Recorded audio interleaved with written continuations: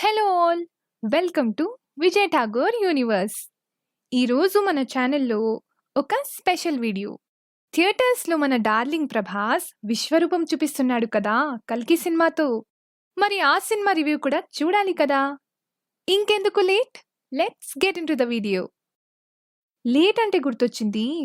నేను వేరే రివ్యూస్ కూడా చూసా. ఊరికే ఫస్ట్ హాఫ్ లాగ్ ఉంది, స్లో ఉంది అంటున్నారు. టు బి ఫ్రాంక్, నాకైతే అంతలా ఏమనిపించలేదు. నాకు తెలియక అడుగుతున్నా, 3 ప్రపంచాలు చూపించాలి. శంబాల, కాశీ, కాంప్లెక్స్ అండ్ అందులో ఉండే జనాల గురించి చూపించాలి. అక్కడుండే కాన్ఫ్లిక్ట్ ఎస్టాబ్లిష్ చేయాలి. క్యారెక్టర్స్ ఇంట్రడ్యూస్ చేయాలి. వీటన్నిటితో పాటు స్టోరీని ముందుకు తీసుకెళ్ళాలి. ఇవన్నీ జరగాలంటే టైం పడుతుంది కదా! స్లో అంటే ఎలా?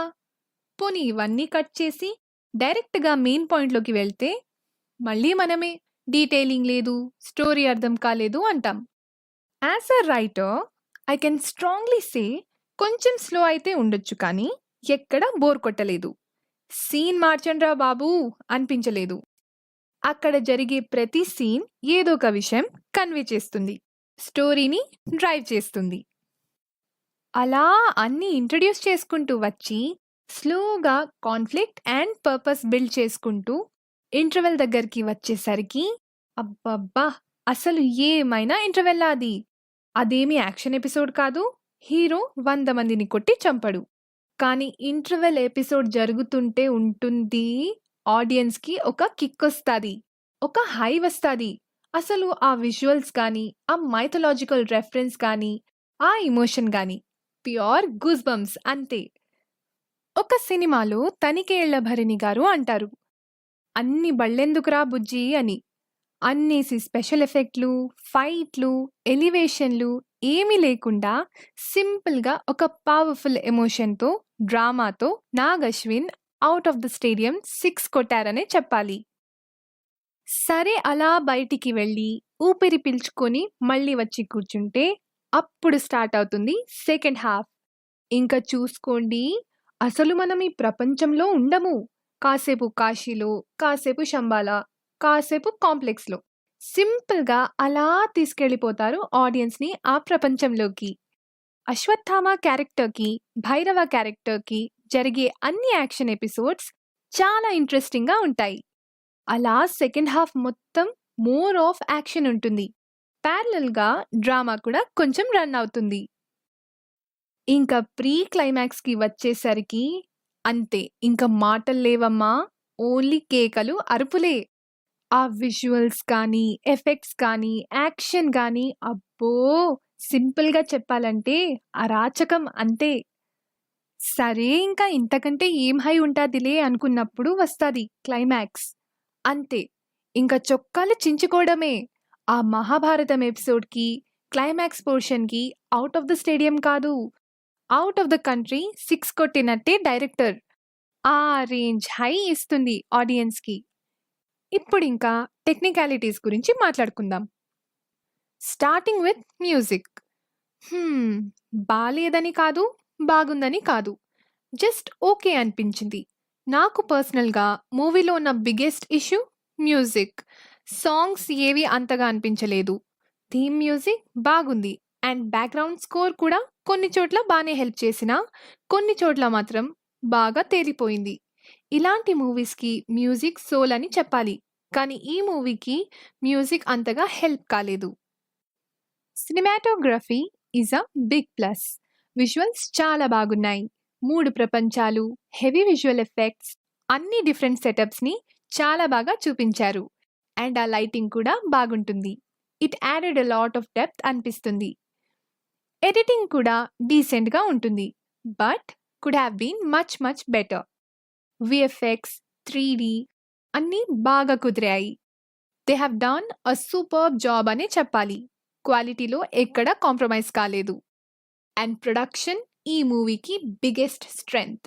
ప్రొడక్షన్ డిజైన్ ఇంత కాంప్లికేటెడ్ సినిమాని ఇంత క్వాలిటీతో ప్రొడ్యూస్ చేయడం అంటే that's really a Herculean task అనే చెప్పాలి. ప్రొడక్షన్ టీమ్ మొత్తానికి ఒక బిగ్ సెల్యూట్ అయితే పక్కా అసలు. ఇంకా యాక్టర్స్ విషయానికి వస్తే అందరూ చాలా బాగా చేశారు. స్పెషల్ క్యామియోస్ అన్నీ బానే ఉన్నాయి. సెకండ్ పార్ట్‌లో కొంతమందికి బ్యాక్ స్టోరీస్ ఉండొచ్చు. And coming to the lead cast, Deepika is good in her role. Kamal Haasan garu కనిపించేది కొద్దిసేపే అయినా ఆయన క్రియేట్ చేసే ఇంపాక్ట్ సెకండ్ పార్ట్ వచ్చేంత వరకు ఉంటుంది. ఇంకా అశ్వత్థామ క్యారెక్టర్ అమితాబ్ బచ్చన్ గారు లిటరలీ సినిమాని అలా ఆయన భుజాల మీదే మోసారని చెప్పాలి. అండ్ ఫైనలీ మన డార్లింగ్ రెబెల్ స్టార్ ప్రభాస్ గారు. ఆయన క్యారెక్టర్ చూసి ఇది చాలా ఈజీగా ఉందే అనిపిస్తుంది, కానీ అది యాక్చువల్లీ చాలా కాంప్లికేటెడ్ క్యారెక్టర్, చాలా షేడ్స్ ఉన్న క్యారెక్టర్. అండ్ క్లైమాక్స్లో వచ్చే పోర్షన్స్ అన్నీ అసలు టూ గుడ్ చేశారు. సెకండ్ పార్ట్లో మాత్రం వేరే లెవెల్ ఉంటుంది, బికాస్ ఈ క్యారెక్టర్స్ అందరి బ్యాక్ స్టోరీస్ రివీల్ అవుతాయి కాబట్టి. ఇంకా ఫైనల్గా captain the creator Nag Ashwin గారు.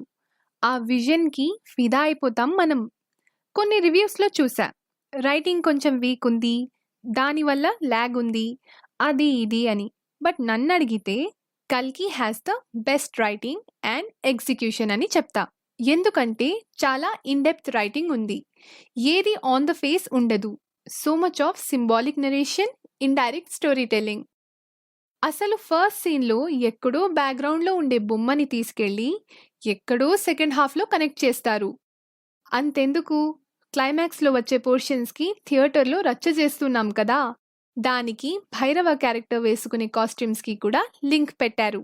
అంత డీటెయిలింగ్ ఉంటుంది.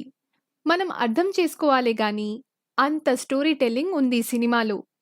ఇంకా డైరెక్షన్ విషయానికి వస్తే, నాకు తెలిసి ఎంతో responsible thinking and sensitive heart ఉంటే గానీ ఈ మూవీని ఇలాంటి విజువల్స్తో పుల్ ఆఫ్ చేయలేరు. And Nag Ashwin garu actually pulled off something that's way more bigger than what we see on screen. Second పార్ట్లో వచ్చే కంటిన్యూయేషన్ స్టోరీ కానీ, అందరి క్యారెక్టర్స్ బ్యాక్ స్టోరీస్ కానీ, అండ్ ఫైనల్గా ఈ కల్కి సినిమాటిక్ యూనివర్స్ని ఎలా ముందుకు తీసుకెళ్తారా అని చాలా ఈగర్గా వెయిట్ చేస్తున్నా. With that note, this is a Nag Ashwin visual brilliance running in theatres near you. ఇంకా చూడకపోతే వెళ్ళి చూసేయండి. అలాగే మన వీడియోని కూడా లైక్ చేసి, కామెంట్ చేసి, షేర్ చేసి విజయ్ ఠాగూర్ యూనివర్స్కి సబ్స్క్రైబ్ చేసుకోండి. ఆగండి, వీడియో అప్పుడే అయిపోలేదు. మీకోసం ఒక చిన్న సర్ప్రైజ్ ఉంది, అదేంటో మీరే చూసేయండి. భయపడకు, మరో ప్రపంచం వస్తుంది. జగన్నాథ రథ చక్రాలు వస్తుంది.